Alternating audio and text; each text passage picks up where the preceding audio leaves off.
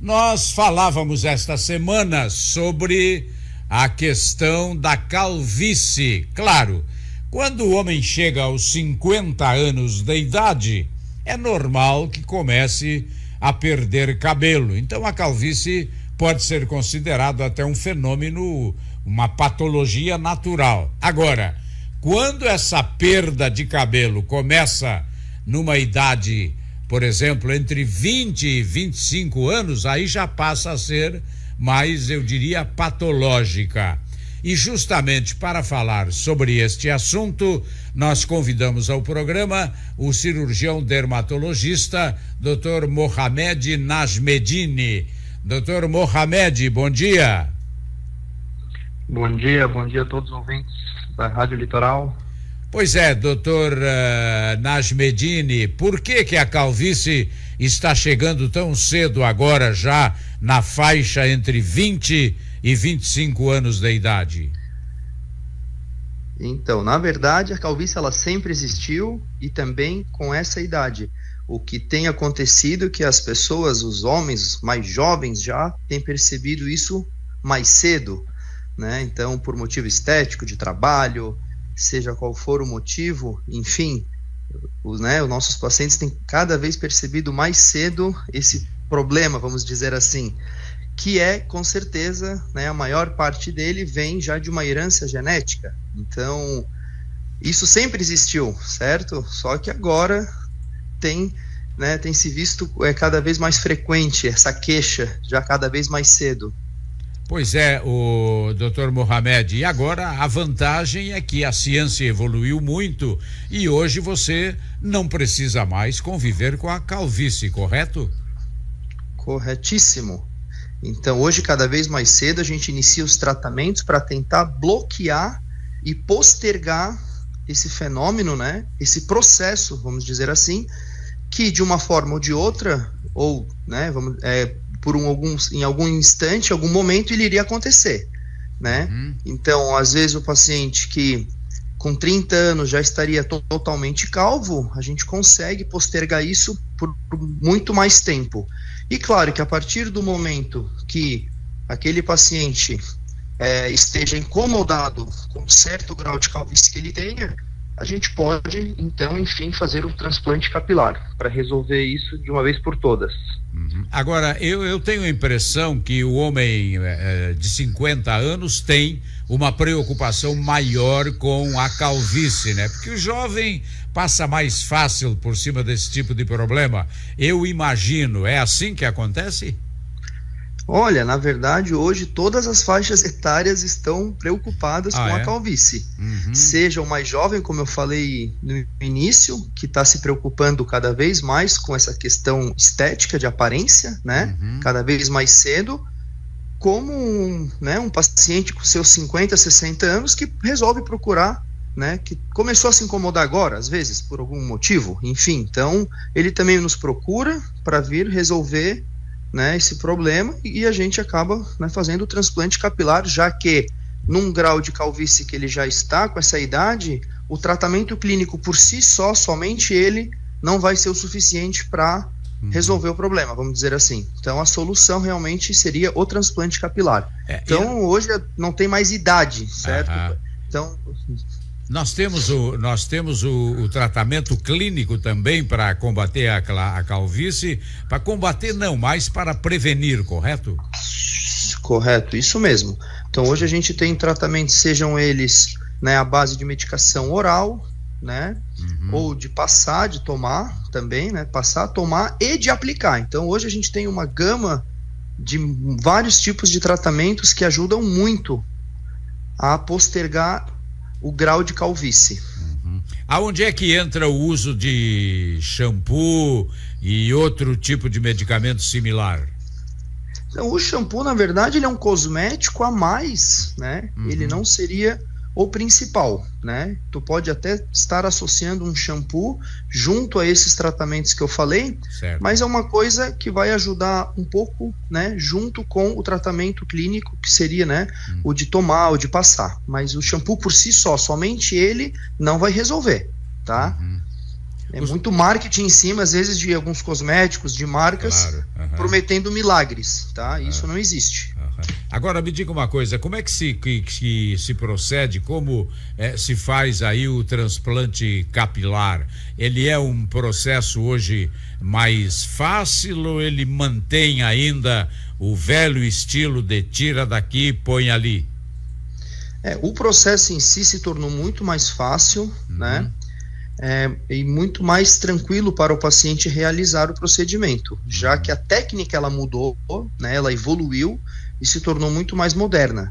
Né? Hoje a gente faz a extração, realmente tem que ser extraído o fio, o folículo, né, mas a gente faz isso fio a fio. Antigamente se fazia um corte, era muito mais agressivo, né? Sim, sim. Então hoje o tratamento em si, o transplante em si, o procedimento, então ele causa muito menos sequelas, muito menos dor, o processo de recuperação é muito mais rápido, né? Não tem mais aquela cicatriz que ficava no couro cabeludo, né? Hoje o paciente pode fazer o transplante depois de usar o cabelo baixinho, raspado, que não fica nada aparente, e até a questão, na verdade, de naturalidade, né?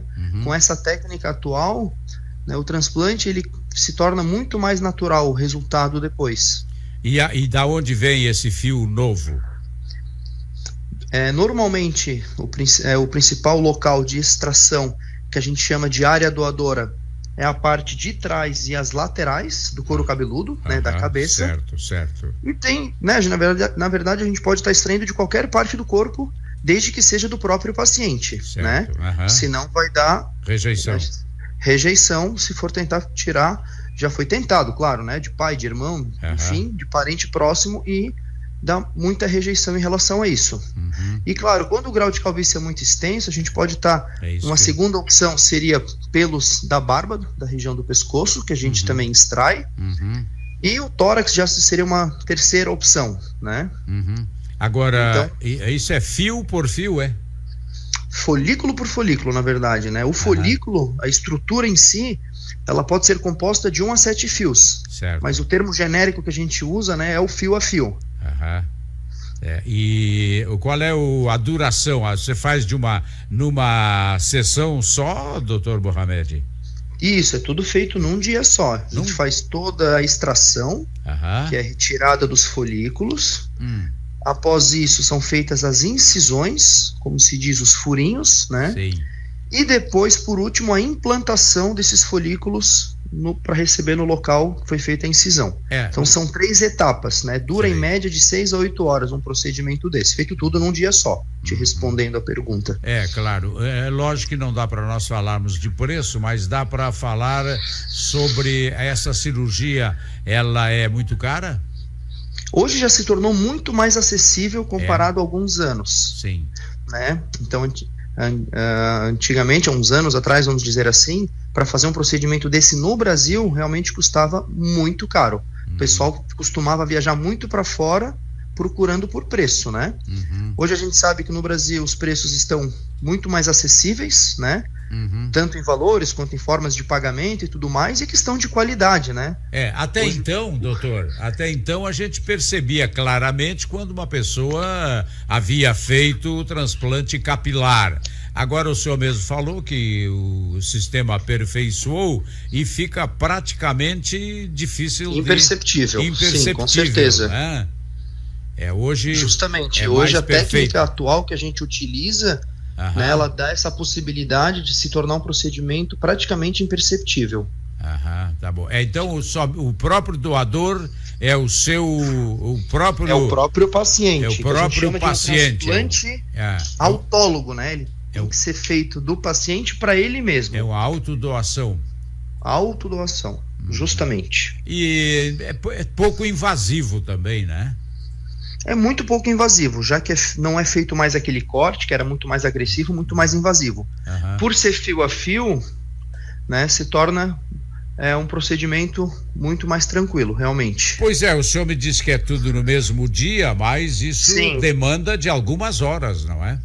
Como eu havia falado, sim, em média de 6 a 8 horas. Mas o paciente já recebe alta no mesmo dia, vai para casa, dorme em casa. Sim. Normalmente o nosso paciente ele retorna no dia seguinte aqui com a gente na clínica para fazer a troca do curativo, receber mais algumas orientações que ele vai precisar realizar nos dias seguintes, né?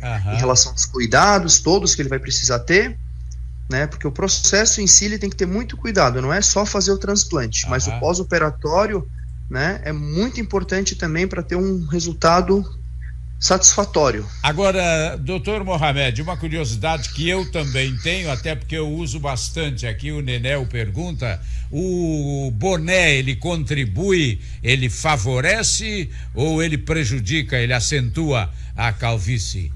Então, a história do boné é o seguinte, quanto mais usa o boné, né, mais abafado fica o couro cabeludo. Isso predispõe a causar mais descamação, caspa, né, no couro cabeludo, e isso sim pode, né, favorecer a ter mais queda de cabelo, mas não que o boné por si só vai levar à calvície do paciente. O boné, na verdade, é um acessório que deve ser usado quando há necessidade, né, vai sair no sol, tem que usar um boné, realmente existe essa necessidade, sim, essa indicação.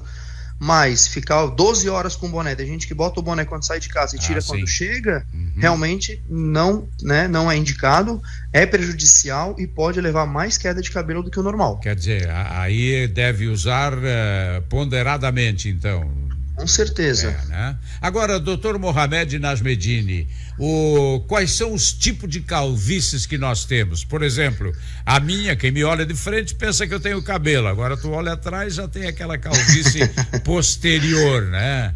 Que é uma vantagem, né? Que é uma vantagem, no meu caso, você olha no espelho e pensa que não é careca, né? Esse é o pior careca que tem. Na verdade, normalmente o paciente ele se incomoda muito mais com a região frontal, né? Certo. Normalmente na região da coroa, essa parte de trás que você falou, é uma queixa menor. Claro. É compreensível, é compreensível. Mas claro, quando o paciente tem a queixa também da coroa, né? E há necessidade, há indicação, a gente faz o transplante também, né? Complementa e faz o preenchimento da coroa. Mas aí, voltando ali à sua pergunta, a principal causa, né, de calvície, que a gente chama de alopecia androgenética masculina, que eu havia falado no início, que é de cunho genético, né, hereditário, vem da família já, isso é uma coisa que a gente não consegue mudar. E aí, ela varia de grau 1 a 7, certo?